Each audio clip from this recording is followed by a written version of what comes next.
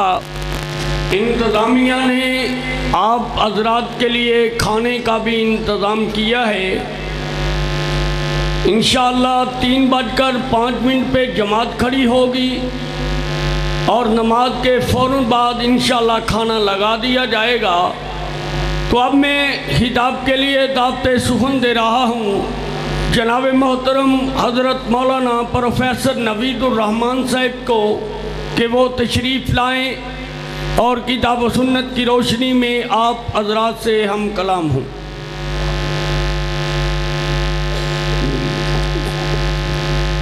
السلام علیکم ورحمۃ اللہ وبرکاتہ۔ نحمدہ ونصلی علی رسولہ الکریم۔ بسم اللہ الرحمن الرحیم۔ وَأَنَّ الْمَسَاجِدَ لِلَّهِ۔ معزز سامعین حضرات، اللہ کے فضل و کرم سے دل خوشی کے اور مسرت کے لمحات کے اندر اور بھی زیادہ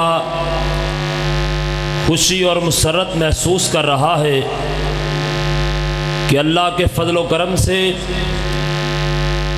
ہمارے اس علاقے کے اندر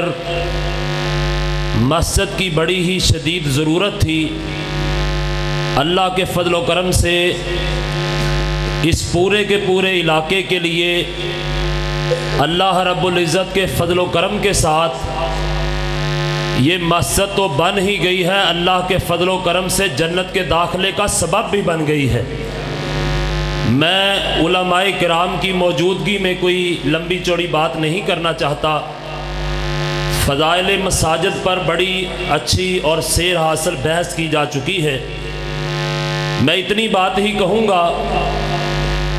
نبی مہربان حضرت محمد الرسول اللہ صلی اللہ علیہ وسلم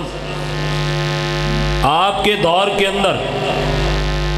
اور خلفائے راشدین کے دور کے اندر مسجد جو تھی اس کی حیثیت محض نماز پڑھنے تک محدود نہیں تھی، بلکہ جو مسجد تھی یہ سیاسی طور پہ ایک پارلیمنٹ ہاؤس بھی تھا،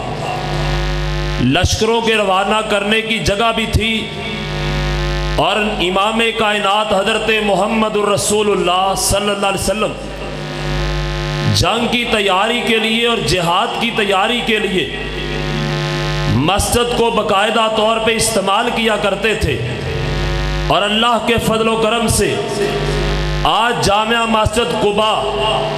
جس کی بنیاد برادر اکبر مولانا زکریا ساکی صاحب نے رکھی ہے، میں اس علاقے کے اندر اور علماء کرام کی موجودگی کے اندر یہ بات اعلانیہ طور پہ کہنا چاہتا ہوں کہ اللہ کے فضل و کرم سے جس طرح مسجدوں کا ہمارے پورے معاشرے کے ساتھ بڑا گہرا تعلق ہے، مقامی طور پہ بچے یہاں پہ قرآن پاک کی تعلیم حاصل کریں گے، اور یقینی طور پر جہاں پہ دنیاوی تعلیم کے حصول کے لیے طالب علموں کو سفر کرنا پڑتا ہے، الحمدللہ ہماری اس مسجد قباء کی وجہ سے ہمارے اس علاقے کے اندر جتنی بھی آبادی انشاءاللہ آئندہ ہوگی یا ہو چکی ہے، یہاں پر طالب علموں کو کلام پاک کی تعلیم دی جائے گی، اور پیارے پیغمبر حضرت محمد الرسول اللہ صلی اللہ علیہ وسلم کے فرامین پڑھائے جائیں گے۔ اور جس طرح مسجد انشاءاللہ تعالی آج جس طرح ہماری خام خیالی کا یہ نتیجہ ہے کہ ہم نے اسلام کو مسجد کے اندر لا کر بند کر دیا ہے، حالانکہ چاہیے یہ تھا کہ اسلام کو مسجد سے باہر لے کے ہم جاتے، مسجد کی تعلیمات کو باہر تک لے کے جاتے۔ انشاءاللہ تعالی اللہ کے فضل و کرم سے جس طرح مسجد کے اندر کتاب اللہ اور سنت رسول پر عمل کیا جاتا ہے، انہی مسجدوں کی تعلیمات کو اور قباء مسجد کے اندر دین اسلام کی جو بات کی جائے گی، انشاءاللہ ہم اس پیغام کو پورے علاقے کے اندر پھیلائیں گے انشاءاللہ۔ اور انشاءاللہ تعالی ہماری یہ انتظامیہ اس کے لیے انشاءاللہ ہمہ وقت تیار ہے، اور ہم بھی انشاءاللہ مسجد کے ساتھ جس طرح کا تعامل کرنا پڑا وقت کے لحاظ سے دامے درمے سکھنے انشاءاللہ تعالی اس مسجد کی آباد کاری کے لیے انشاءاللہ تعالی ہم ہر وقت تیار رہیں گے انشاءاللہ۔ اور انشاءاللہ اس مسجد کے اندر سے ہم اس دنیا کے اندر نہیں ہوں گے، ہم اس دنیا سے چلے جائیں گے، لیکن انشاءاللہ قیامت کا سورج طلوع ہونے تک ہماری اس جامعہ مسجد قباء کے اندر سے اللہ کی توحید کی آواز بلند ہوتی رہے گی، اور انشاءاللہ نبی کی ختم نبوت کا پرچار ہوتا رہے گا۔ اور اس کے ساتھ ساتھ ہاتھوں کو بلند کر کے مجھے یقین دہانی کرواؤ کہ انشاءاللہ ناموس صحابہ کا پرچم انشاءاللہ جامعہ مسجد قباء کے اندر انشاءاللہ بلند ہوتا رہے گا۔ اور انشاءاللہ جس طرح کے 25 تاریخ کو اللہ رب العزت کے ساتھ شرک کرنے کی بات کی گئی اور جناب عیسیٰ علیہ السلام کو اللہ کا بیٹا قرار دیا گیا، ہماری اس مسجدوں کے اللہ کی قسم بنانے کا مقصد یہ ہے کہ ہماری مسجدوں کے اندر اللہ کی توحید کا اعلان کیا جائے گا اور اللہ کی وحدانیت کا پرچار کیا جائے گا۔ اور آج مرزائی جو پاکستان کی پاک سرزمین پر کبھی صفدرآباد کے اندر ہمارے مسلمانوں کے قبرستان پر اپنی یلغار کرتے ہیں، اور کبھی فزکس سینٹر کے نام پر عبدالسلام قادیانی کے نام پر ناپاک جسارت کرتے ہیں، اور کبھی پیمرا کے اندر جا کر پاکستان کے اندر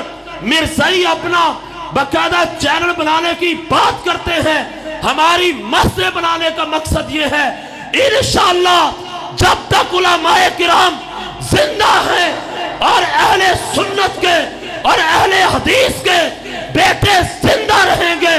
انشاءاللہ محمد کی ختم نبوت کا پرچار کرتے رہیں گے۔ اور انشاءاللہ ہاتھوں کو بلند کر کے جب تک ہم زندہ رہیں گے صدیق کی صداقت کا، فاروق کی عدالت کا، عثمان کے حیا کا، علی کی شجاعت کا، اور اماں عائشہ کی سیرت کا، اور حضرت امیر معاویہ کے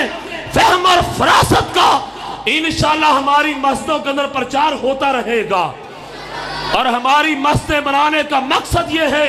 اللہ کی توحید کا لوگوں کو سبق دیا جائے، اور انشاءاللہ یہ سبق دیا جائے گا۔ نبی کی ختم نبوت، آقا کی سنت کا پرچار کیا جائے، ناموس صحابہ کی جنگ لڑی جائے۔ ان مراکز کے اندر سے انشاءاللہ ہم اپنا کردار ادا کرتے رہیں گے، اور ہماری آنے والی نسلیں انشاءاللہ یہ کردار ادا کرتی رہیں گی۔